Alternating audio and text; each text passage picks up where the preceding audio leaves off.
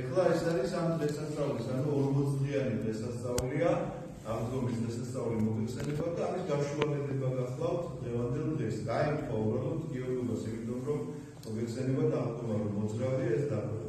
უბრალოდ ტროპარი რომ გავიგონე წეღან ლოცვაზე, გადავწყვეტე რომ თქვენთვის გამეზიარებინა რამდენიმე აზრი.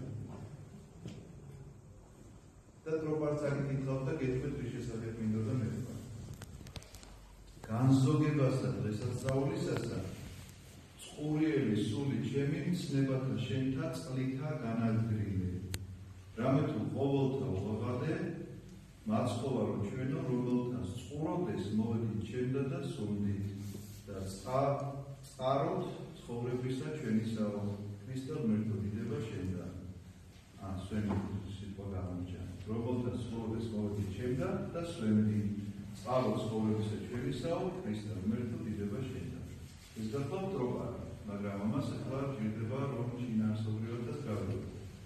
ოღონდ უნდა შემამოწმოთ აუცილებლად, იმიტომ რომ შეიძლება მე არასწორად მახსოვდეს ეს ამბები. იოანეს სახარების მეშვიდე თავს თუ გადავშლით, უნდა შემიზოროთ თუ არ ნებისმიერი ოღონდ საქმე მოსაწყო. მეშვიდე თავს თუ გადავშლით, იქ წერია ასეთი რამ, რომ მაცხოვარს ეუბნებიან თავისი ახლობლებს, მე რომ დღესასწაული არის კარგობისო. იერუსალიმში და არაფერი ეგ წასვლას ეუბნება რომ არ ამბობენ. იმიტომ რომ უკვე მოსაკლავად დაძდებენ მას ის რომ იქასო ოპესაში. და პირიქით უნდა წახვიდე უნდა საზოგადოებას უნდა აჩვენო შეიძლება საკითხებს და რაც შეიძლება. ეუბნება რომ არა მე არ ვაპირებ თქვენ წადი. ეს წადი თქვენი წავა ეს საზოგადოება მოკლედ მისი მოციქულები წავლენ წავლენ მისი ძმებიც რომელთაც არ ჯეროდა თუ კარგად ყოველდღე არიან დარწმუნებულები მასშიო ასეთი რამწერია მშვიდე თავში. და იესო არის დაფარული. ანუ ვერ ცნობენ მას რომ იესო არის და იწევს იქ ქადაგებას.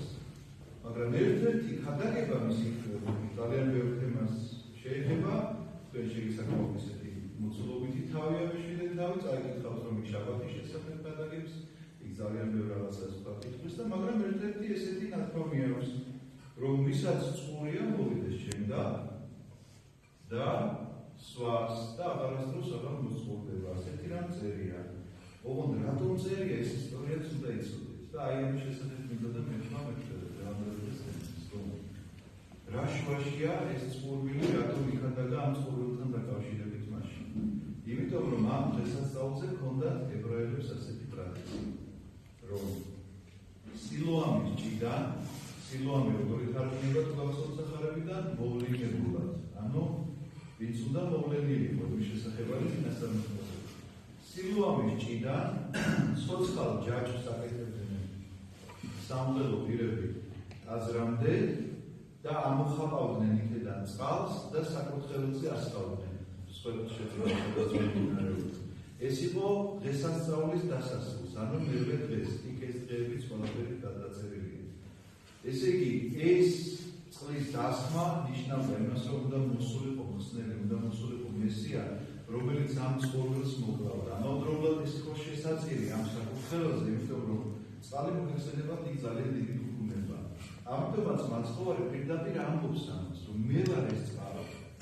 ამიტომ ვისაც წყურია უნდა მოვიდეს ჩემდა. პირდაპირ მიანიშნებს ამას ებრაულ საზოგადოებას. ამიტომაც ეს არის განზოგების დღესასწაული. პირდაპირ წერია მეშვიდე თავში ესეთი რამ, რომ განზოგების დროს ავიდა, როდესაც გაშუალებდა ეს დღესასწაული, მაშინ მივიდა იქ, მაგრამ დღესასწაულის ბოლომდე ის ხადაგებდა, დღესასწაულის ბოლოში, როდესაც ეს ცოცხალი ჯაჭვი გაკეთდა, უთხრა რომ ეგ წყარო, რომელსაც თქვენ ამას აკეთებდა, ეს თქვენი სიმბოლური მოქმედება, ეხლა აღარ გჭირდება ეს სიმბოლო, მე ვარ ეს წყარო, აგერ ვარ ცოცხალი წყარო, რომელსაც თქვენ უნდა ეზიაროთ.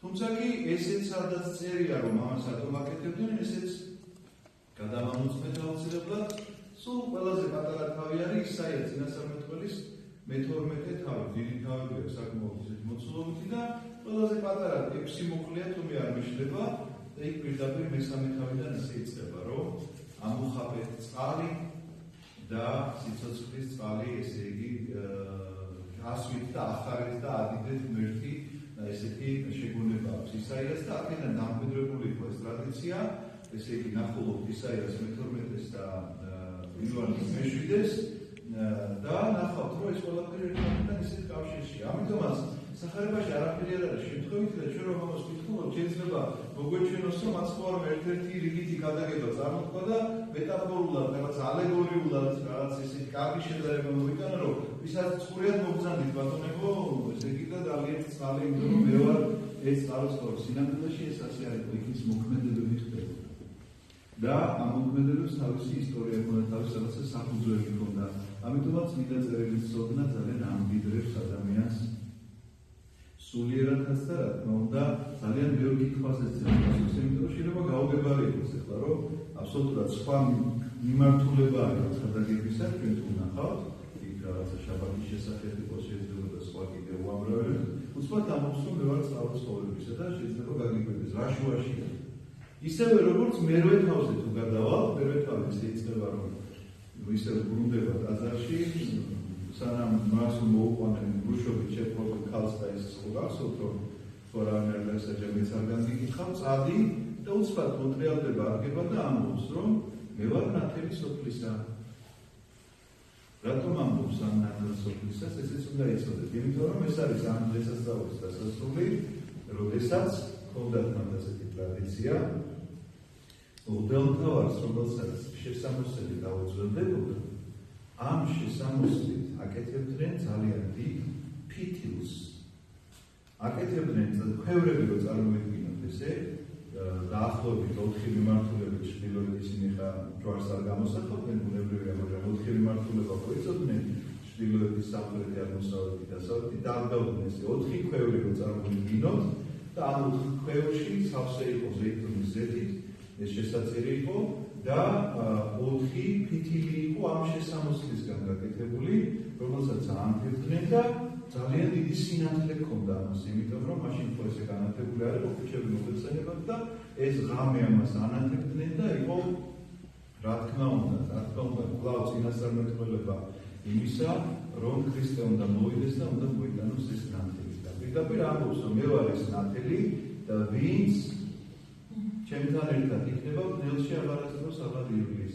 ამიტომაც ეს ყველა ეს მეტაფორა, რომელიც ჩვენ ესე გვგონია, რომ რაღაცა უბრალოდ ქადაგებისთვის საჭირო იყო, სინამდვილეში ისტორიული რეალობაც იყო და ასე ხდებოდა ეს ამბავი და სწორედ ეს დღესასწაულია დღეს განზოგებისა, ანუ გაშუალედებისა და ტროპეს შინაარსი რომ გავიგონე, გამახსენდა ეს ამბავი და გადავწყვეტე, რომ თქვენთვის მომეყოლა და გიორგი წმინდა გიორგის შესახებ მამა ალექსანდრე მოგიყვებათ ალბათ როცა დაამთავრებს წიგნს. ეხლა ეს პაუზა რომ სანამ ეზიარებოდა მამა ვარ ყოფილიყო, მე ვისაჯულე და კვლავ ამ ტროპას შეგახსენეთ როგორ არის. განზოგებასა დღესასწაულისასა წყურიელი სული ჩემი ცნებათა შენთა წყლითა განაგრილე. რამე თუ ყოველთა უღაღარდე მაცხოვარო ჩვენო, რომელთა წყუროდეს მოვეჯო ჩემდა და სვენდი. წყარო ცხოვრებისა ჩვენისაო, ქრისტე ღმერთო, დიდება შენდა. ამინ.